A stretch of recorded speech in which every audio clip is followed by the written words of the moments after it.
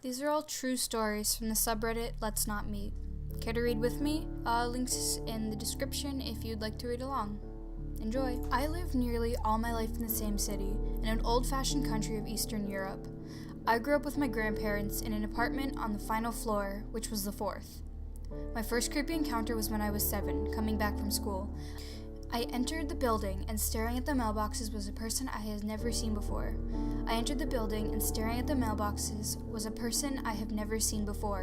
Only person who would do that was the mailman, but I didn't think much of it. Even so, I greeted the man because my environment had taught me to be friendly and polite, and proceeded to go up the stairs. When I reached the 3rd floor, the man calls out on me and stops me. Seeming all frustrated so, I give him my attention. What comes next is shocking. He looks at me while sitting on the lower stairs and grabs my hand, placing it on his penis. I remember it even today, after 10 years, that look on his face as he made me touch it. I had nothing to say. I had no idea what was going on, but I was too shocked to do anything. After what seems like an eternity, he ejaculates and lets go of his grip and tells me not to tell anyone about this, then just leaves. Of course, I go home crying and tell my grandmother all about it, which she then warns all the other families about, telling them to be on the lookout. She teaches me to scream or knock on the neighbors' doors if I feel threatened again. Never seen him again after that. My innocence was spoiled, and by that encounter, I matured too early. 3 years later, on the same way home, I bring a friend over. On our way up, we get caught up by a man who tells us a random family name and asks if we know where these supposed people live. I don't feel threatened, but his upcoming actions trigger my fear levels. He gives me and my friend pictures from porn magazines, saying that he has to mail these the so-called family. My friend is all intrigued and giggling over it, but I'm completely creeped out. He then proceeds to unzip his pants, and by this time I already noticed and pulled my friend by the wrist, demanding her to come up with me, while still trying not to act suspicious. My friend is confused and I'm scared, covered in questions by her. I look down to see if he had left, and I see him jerking his penis while looking back at me in the most horrifying grin. I tell my grandmother again, and show her the paper I had received from the stranger. My dad arrives right after, and I explain to him the situation. He tells me he saw the man, acting all unsuspicious in the building. He remembered his face and left to look with him, with no luck. All I can say is the previous experience from when I was 7 had taught me I should get the hell out of there. After another 3 more years, I'm in my rebellious stage, going around the city, far from home, all by myself, in the park, 2 hours away from home. I'm politely asked by an old man to help him up some stairs, and he's being very nice and talkative to me, and asking whether I'm alone and related questions. Of course, I was naive and answered sincerely, and that led him to take advantage of the situation. He took me to a secluded area and made me look down a cliff, saying, "Is it not beautiful, the view?" And I replied to his question, my back facing him. I paralyze when I hear a familiar sound, his zipper. I know very well what was going to happen, and in that moment, I had no escape.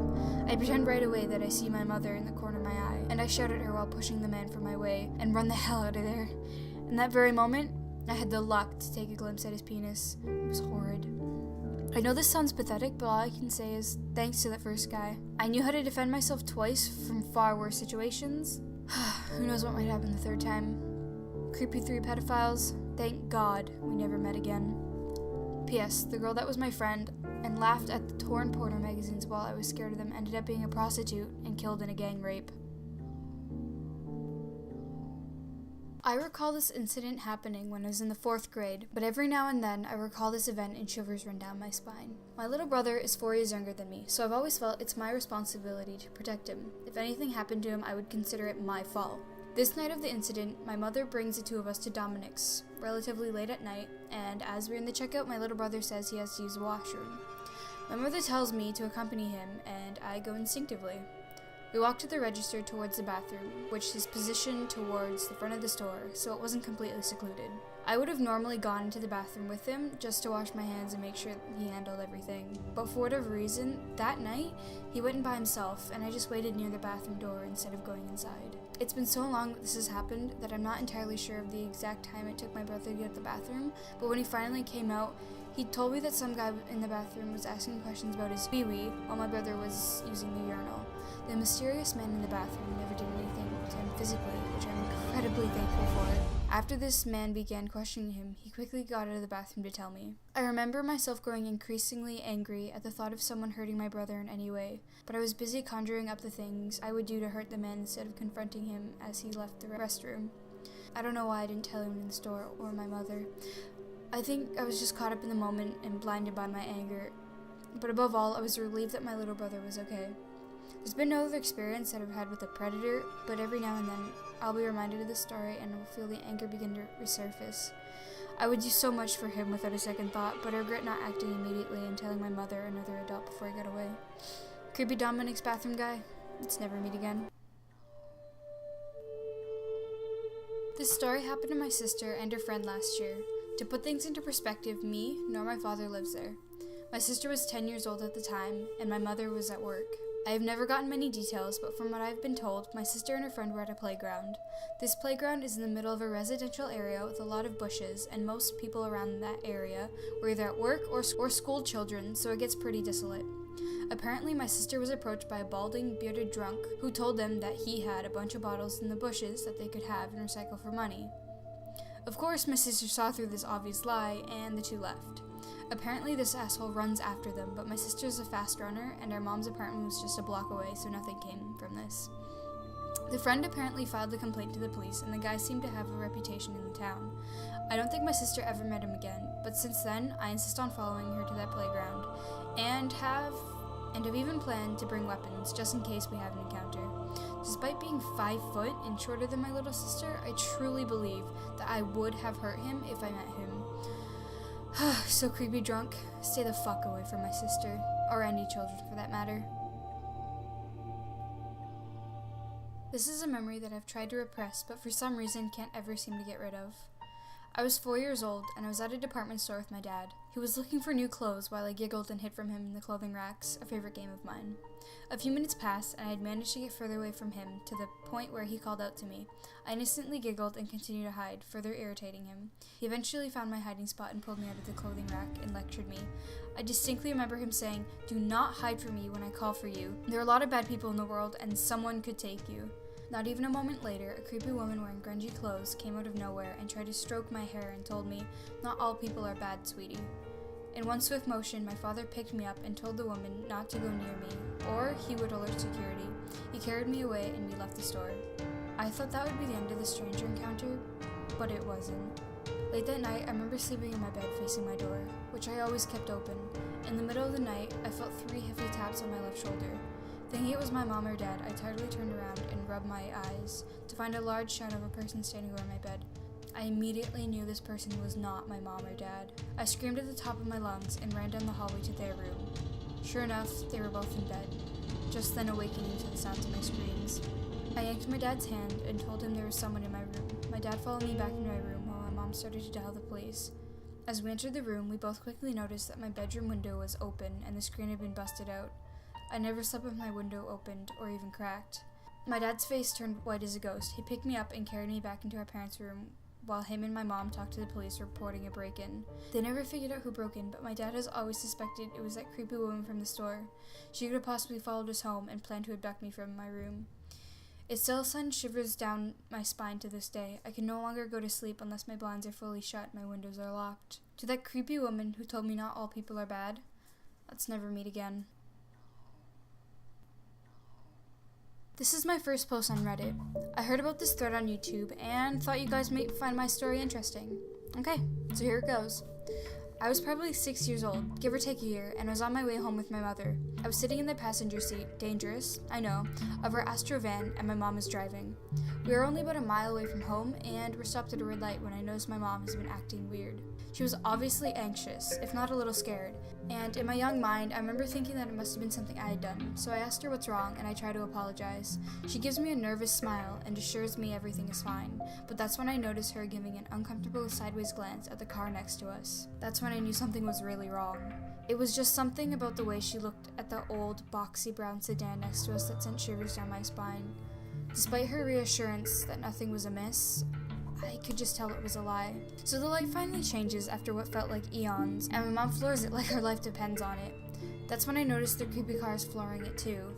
I'm starting to get really uneasy, as my mom is one of the slowest, safest drivers I've met, and this is completely out of character. My mom is coming up on one of the turns of our neighborhood fast, and she makes a hard right without losing much speed. Somehow, the creepers still managed to get behind us and took the turn as well. Now I'm really panicking.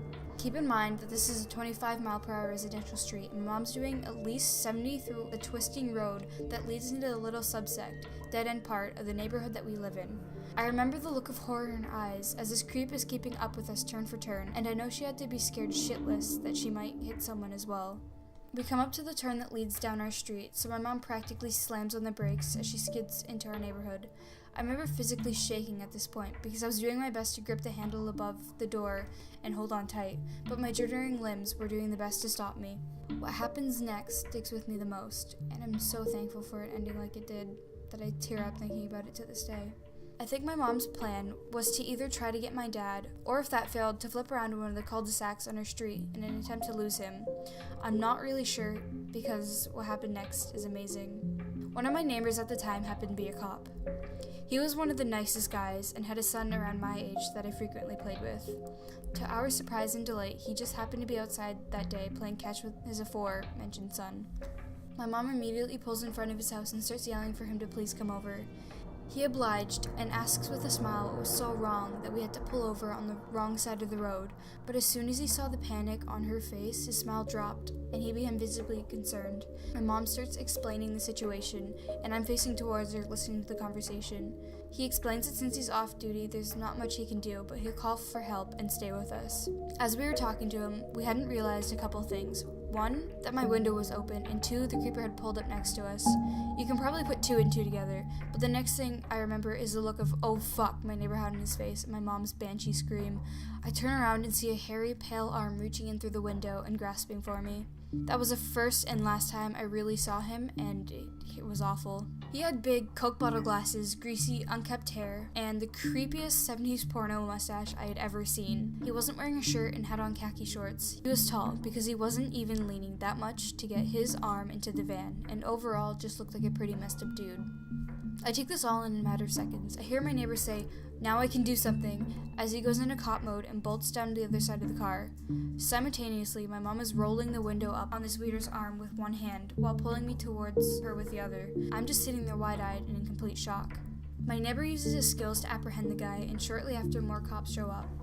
My mom and I were escorted into our neighbor's house, where his wife gave us something to drink and let us calm down. I remember his son came up to me at this point and asked if I could play. I was still shaking in some weird, almost catatonic state, so I shook my head and said no, much to his dismay. I'm not really sure whatever happened to the guy. I never heard much about it, but I do know that he went to court. However, the outcome of that is unknown to me. I can only hope they locked him up for a while. I did ask my mom some years later why she was initially freaked out by him, because I didn't really understand at the time. Apparently she had first noticed him when we were at another stoplight. He had been stroking his penis and making other sexual gestures at her and me, so that's when she panicked. I'm just thankful the story has a happy ending, because who knows what lengths this weirdo would have taken to continue following us. At least we learned that if something like this were to happen again, we could always stop at a police/fire station, etc. So please, stay safe out there, guys. Oh, and creepy 70s porn stash guy? That's not me. Thanks, guys, for reading along with me. Feel free to leave a like and subscribe to my channel for more.